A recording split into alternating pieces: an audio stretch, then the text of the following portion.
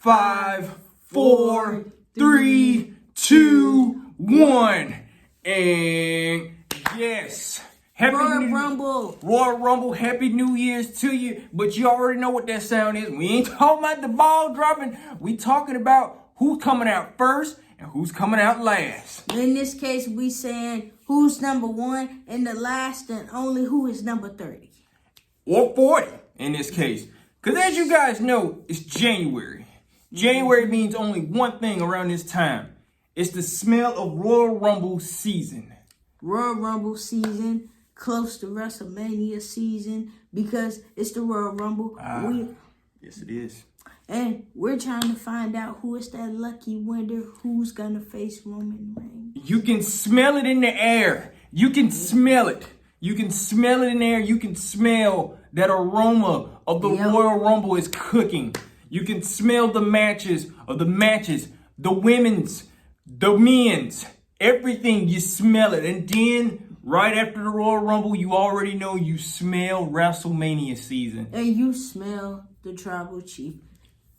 And you smell that tribal chief. You smell that Roman Reigns. You smell, don't get me wrong, we're not smelling Roman Reigns, but everybody else in the world, they know that match feeling of Roman Reigns. Yeah. We know about that. But anyway, think about this, guys. It's Royal Rumble season. It's time to talk about it. Number 1, number 2, and all the way through 30 or 40. What are we going to have? That is the main thing. That's the main thing. That is the main question. I bet that's the main thing that you guys are thinking. Because I know you guys are thinking too as well. Are we going back to the tradition 30-man Royal Rumble, over-the-top Royal Rumble? Or is WWE going to add a fix to it? Are we going to get 40? Or are we going to have a 40-man Royal Rumble? But if we have 40, who's the other 10 men? That is the main thing. Will we have a forbidden door type of thing? Will we see people from AEW, TNA, New Japan Pro Wrestling come over to WWE just to get a shot at the Royal Rumble? And the thing is, you never know. You never know, especially with surprises. WWE is very known for having surprises. But the only surprise that we want to see at the Royal Rumble is hearing that man music hit, Cody Rhodes, the American Nightmare. That's what we want to hear. But we might not get that, but you never know. You never know because, we're not in control of the Royal Rumble. But 9 times out of 10, we know the American Nightmare is making his return at the Royal Rumble, but we don't know which number. We don't know which number. We don't know number 30. We don't know number 40. Hey, we don't know if Randy could show up. Exactly. We don't know if a couple of NXT superstars may show up. We might even get Hall of Famers from the past to show up. They have done that a lot of times. Oh, yes. They have. So it's going to be very interesting to see because in the women's Royal Rumble, I want to see who is going to face Charlotte or who is going to face Bianca. Yes, it is. Who is going to face Bianca? Who's going to face Charlotte? But now we're going to ask you, the people out there, who you got? Who's going to start it off first? Exactly. And who is going to start it off last? Who's going to come out last for the women? I think Becky may be the first person. You know what? Big time Bex as number 1. Yeah. I see it. I'm just going to put it out there. Early prediction notice. Big time Bex number 1. And I think Liv Morgan may be number 2. Maybe number 2. Or she may be number 3. But I think for number 2... Bailey may be number 2. Bailey could be number 2. You already know Bailey and Becky already kind of rivaling each other out right now at the moment. So a little battle in between there. I like to see that too as well. So from the women's, I'm not gonna lie, Becky Lynch started off first because I think it's gonna be good if Becky started off first. Have somebody that's like a real hard hitter. That's not afraid to kind of get things cracking a little bit for real. Exactly. Because I'm not going to lie, if you kind of get somebody unknown that's not known how to get things cracking, that Royal Rumble ain't going to be good. Not at all. For the men's. Now, guys, what do you think about this? How about Kevin Owens starting off the Royal Rumble as number 1? What do y'all think about that? I can see that. But then again, I can see Montez starting it off. Montez could start off talking about a brand new year. But speaking of that KO problem, what if that KO problem goes into the Royal Rumble? And remember, we did say that there's also speculation that we could have Roman versus Kevin Owens inside of Hell in a Cell at the Royal Rumble too as well. But those are rumors and those are predictions, so we don't know. We won't really know. We do not. We really won't don't know until WWE posts that. But the Kevin Owens, I do see Kevin Owens probably start off the Royal Rumble. Against Solo. Yeah, against Solo. Or Solo Sikoa as number 1. Guys, think about how dominant that would be. And he can win on his own. Solo do not need help. That is the craziest thing. Out of everybody out of the family, Solo Sikoa is the one that doesn't need help. If he feels like he needs help or he's struggling, he would get the help. But Solo Sikoa may be the one to start it off at the Royal Rumble. It may be Solo Sikoa starts it off with Montez, or it may be Solo Sikoa starts it off against KO. Well, you know what? Solo Sikoa and Kevin Owens, I would not mind letting them start it off. Exactly, because y'all saw how they was at War Games, and I think it stunned KO that Solo was just that dominant. I think in this case, don't even let them throw each other over the top rope. Man. Just let them beat the hell out of each other all over the Royal Rumble. And then when they come back, after everything's all said and done, you guys remember, wait, Solo Sikoa and Kevin Owens are not eliminated in this match. Or we can see Solo being number 1 and Ricochet being number 2. Well, as you guys know, Ricochet does have a qualifying match against Top Dollar on Friday Night SmackDown, which in this case, I don't get it. We don't get it either. As you guys know, we've been watching the Royal Rumble for a very long time. When did we ever have a qualifying match? Never had a qualifying match for the Royal Rumble. What do you guys think about that? Because it is crazy. A qualifying match? A qualifying match. Now, as you guys know, we've watched qualifying matches before. We've seen it for Money in the Bank. Beat the time clock. Elimination Chamber. Elimination Chamber. We see that in that. But not for the Royal Rumble. Are we ready for a qualifying match for the Royal Rumble? Literally? No, we're not ready for that yet. That does never need to be a question at all. Triple H, WWE Creative and Management. Fix that. Fix it. Fix it now. We do not need qualifying matches in the Royal Rumble. We don't need that. No. That makes no sense at all. Exactly, because hell, all of them gonna have a number. Because as you guys know, and all of us know, that we have literally been watching the Royal Rumble for the longest, and we've never had a qualifying match at all. You guys know that. As crazy as it is, it's just weird to me. Like a qualifying match? Really? It's crazy. I ain't gonna lie on that one. It is crazy because we never had a qualifying match for the Royal Rumble. Never. Every man always ran out. But me personally, can you guys see it? I think I can see this. Do you see Montez Ford knocking Dawkins over the top rope? You know what? I think I can see that one. I do. Because as you guys know, Montez has been a huge talk about this year in 2023. Yes. Could Montez literally turn his back on Dawkins and eliminating his own tag team partner? Remember, the Elimination Chamber, but the Royal Rumble is literally every man for itself. Exactly, whether you're a tag team partner or not.